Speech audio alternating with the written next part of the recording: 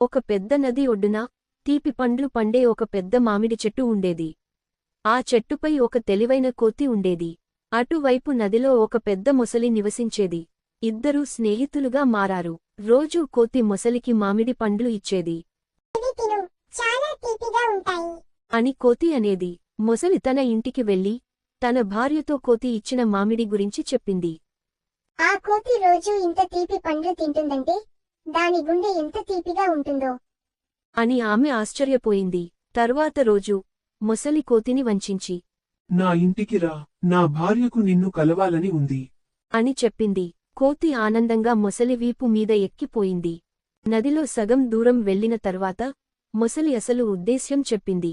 నా భార్యని గుండె తినాలని కోరుకుంది అని చెప్పింది. కోతి కంగారు పడకుండా తెలివిగా స్పందించింది.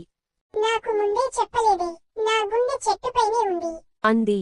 మళ్ళీ చెట్టు దగ్గరకు వెళ్లగానే కోతి ఒక్కసారిగా పైకెగిరి తన చెట్టుపైకి దూకింది. అయ్యో మొసలి, నన్ను మోసగించాలనుకున్నావా? తెలివైన వాడిని మోసం చేయడం అసాధ్యం అంది. కోతి నవ్వుతూ నిజమైన స్నేహితుడు ఎప్పుడూ మోసం చేయడు అని చెప్పింది. మొసలి సిగ్గుపడిపోయింది. ఆ రోజు నుండి మొసలి ఎప్పుడూ కోతిని మోసం చేయాలని అనుకోలేదు.